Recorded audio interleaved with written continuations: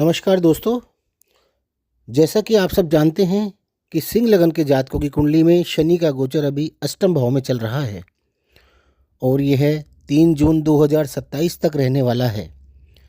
किंतु इस बार एक विशेष बात यह है कि गुरु जो कि अभी मिथुन राशि में है और अभी गुरु और शनि का दोहरा गोचर जो आपके पंचम भाव पर चल रहा है वो 26 जून 2026 से आपके अष्टम भाव पर होने जा रहा है।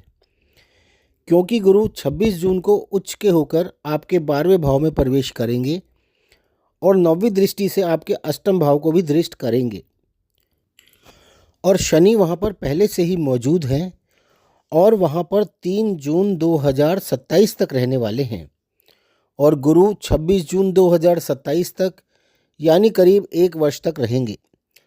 लेकिन उससे 23 दिन पहले यानी 3 जून 2027 को ही शनि मेष राशि में प्रवेश कर जाएंगे। इस दोहरे गोचर के आपको 1 वर्ष तक बहुत ही ज़बरदस्त फल मिलने वाले हैं, जिसकी चर्चा हम अभी आगे वीडियो में करेंगे।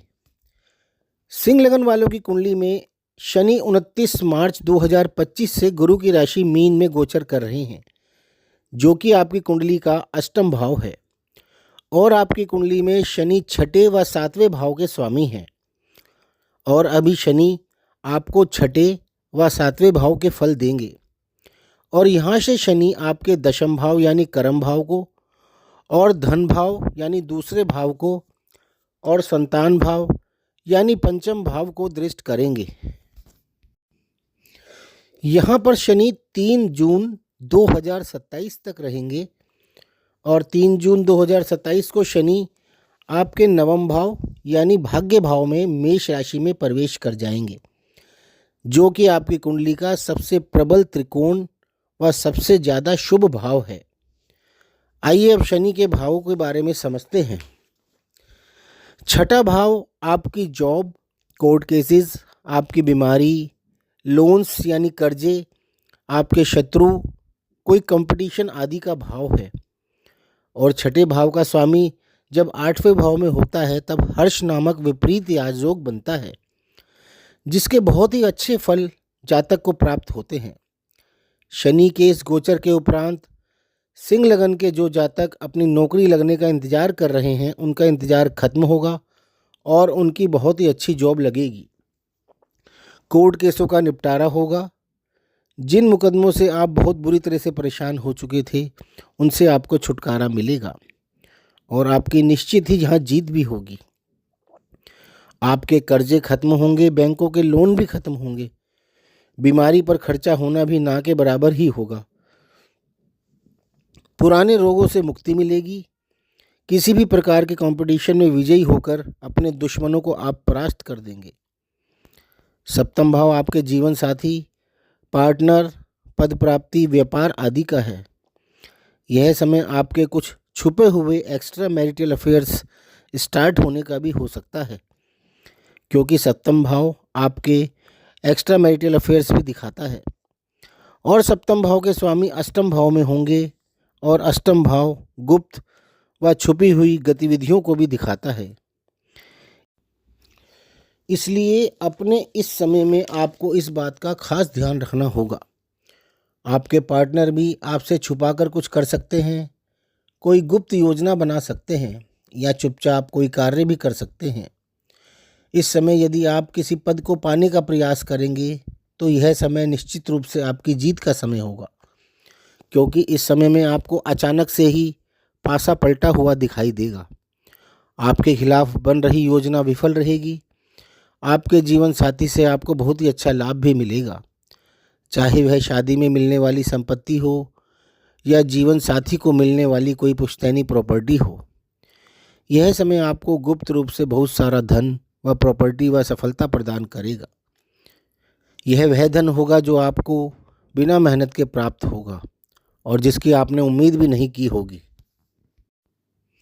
जो स्टूडेंट्स हैं या जो लोग रिसर्च कर रहे हैं या कोई टेक्निकल स्टडी कर रहे हैं या कंपटीशन की तैयारी कर रहे हैं, उनके लिए भी यह समय बहुत अच्छा है।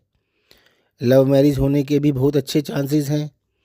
आपके परिवार वालों को मनाने में आपको ज़्यादा मेहनत नहीं करनी पड़ेगी, बल्कि वो आपको पूरा सपोर्ट भी करेंगे और सब कुछ अच्छे से भी होगा।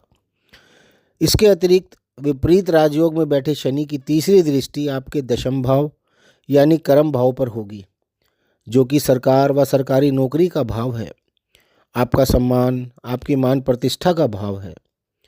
और शनि स्वयं राजनीति के कारक भी हैं। यह समय राजनीति से जुड़े लोगों के लिए बहुत ही विशेष है। इस समय में आप अपनी जीत का परचम लहराएंगे, किसी बड़े पद को प्राप्त करेंगे।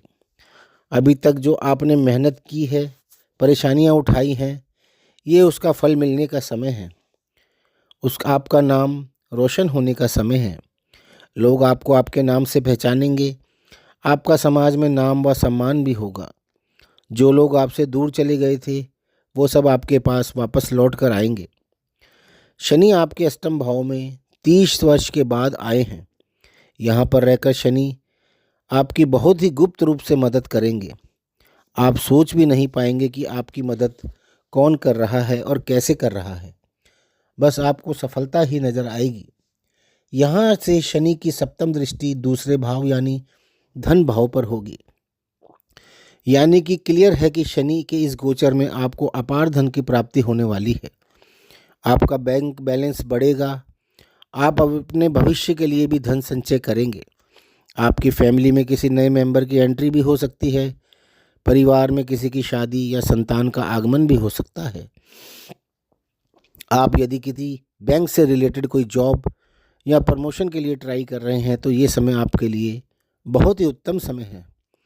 इसके अतिरिक्त शनि आपके पंचम भाव को भी दृष्ट करेंगे, जो कि संतान का भाव है, आपके लव एंड अफेयर्स का भाव है और आपके पूर्व जन्म के पुण्यों का भी भाव है।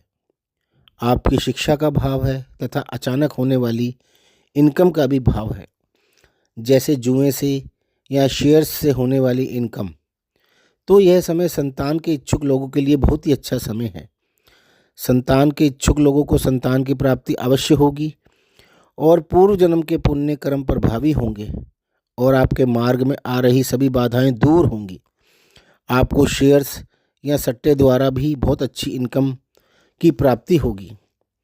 आपका अफेयर होने के पूरे चांसेस रहेंगे या आपका कोई आपसे मनमुटाव चल रहा है तो वह भी निमट जाएगा। जो स्टूडेंट्स हैं उनकी एजुकेशन से रिलेटेड सभी प्रॉब्लम्स ख़त्म होगी। कंपटीशन क्लियर होगा। आपकी मनचाही जगह आपका सिलेक्शन भी हो जाएगा।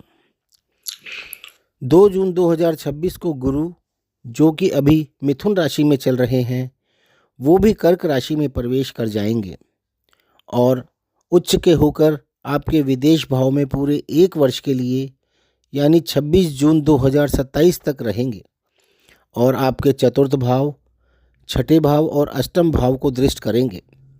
अष्टम भाव में शनि पहले से ही मौजूद है, तो यहाँ शनि और गुरु का दोहरा गोचर भी लगेगा।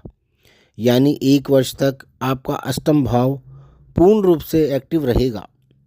यहाँ पर गुरु की राशि मीन राशि है और उच्च के गुरु की दृष्टि अपनी राशि पर होने की वजह से आपको इस भाव के बहुत ही अच्छे फल मिलना निश्चित है, क्योंकि मीन राशि के स्वामी स्वयं गुरु ही होते हैं और गुरु 12 साल बाद इस बार उच्च के हो रहे हैं।